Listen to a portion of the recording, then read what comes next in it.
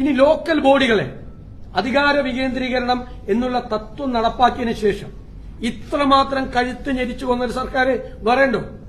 ഇപ്പോഴത്തെ കണക്ക് ഞാൻ പറയാം. 2025-26 തദ്ദേശ സ്വയംഭരണ സ്ഥാപനങ്ങൾക്ക് നീക്കിവെച്ച തുക 8,452 കോടിയാണ്. ഇതുവരെ അനുവദിച്ചത് 2,165 കോടിയാണ്.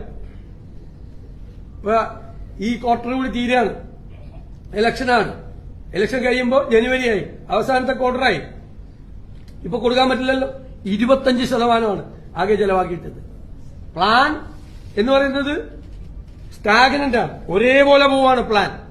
അതിന്റെ ഏറ്റവും വലിയ ഇരകൾ പട്ടികജാതി പട്ടികവർഗക്കാരാണ്. പ്ലാൻ വർദ്ധിച്ചാൽ മാത്രമേ അവരുടെ 10%ഉം 2%ഉം കൂടിയിട്ട് അവരുടെ തുക വർദ്ധിക്കും. എന്നിട്ട് പ്ലാൻ ഫണ്ടിൽ നിന്നും വ്യാപകമായ വെട്ടിക്കുറവുകളാണ്. 500 കോടി പട്ടികജാതിക്കാരുടെയും 112 കോടി പട്ടികവർഗക്കാരുടെയും വെട്ടിക്കുറച്ചു. പ്ലാനിന്റെ സൈസ് തന്നെ വലുതാവുന്നില്ല. സാധാരണ ഓരോ ഗവൺമെന്റുകളും വരുമ്പോൾ അവർ വന്നപ്പോ മുതൽ 5 കൊല്ലം പൂർത്തിയാക്കുമ്പോൾ പ്ലാനിന്റെ സൈസ് ഒരു 30% മുതൽ 50% വരെ വർദ്ധിക്കും. ഇത് പ്ലാൻ വർദ്ധിക്കുന്നില്ല, പ്ലാൻ ഇല്ല യഥാർത്ഥത്തിൽ. എന്നിട്ട് ആ പ്ലാൻ തന്നെ വലിയ ശതമാനം തുക കട്ട് ചെയ്ത് കളയാണ്. അപ്പൊ എന്താണ് എക്സ്പെൻഡിച്ചർ എന്ന് പറയുന്നത്? എന്താണ് ഈ സ്റ്റേറ്റിന്റെ സ്ഥിതി? ഈ സ്റ്റേറ്റ് എങ്ങോട്ടാണ് പോകുന്നത്?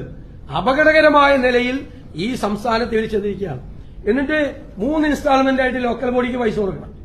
കഴിഞ്ഞ കൊല്ലം ആദ്യത്തെ കൊടുത്തു, രണ്ടാമത്തേത് ഓഗസ്റ്റിൽ കൊടുക്കേണ്ടത് ഡിസംബറിൽ കൊടുത്തു.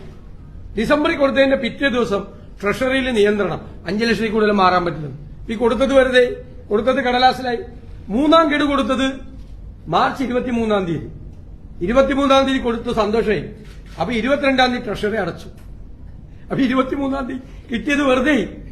22 ഇങ്ങനെ ഏറ്റവും കൂടുതൽ കണക്കുകൾ പറഞ്ഞാൽ തദ്ദേശ സ്വയംഭരണ സ്ഥാപനങ്ങളെ മുഴുവൻ തകരാറിലാക്കി.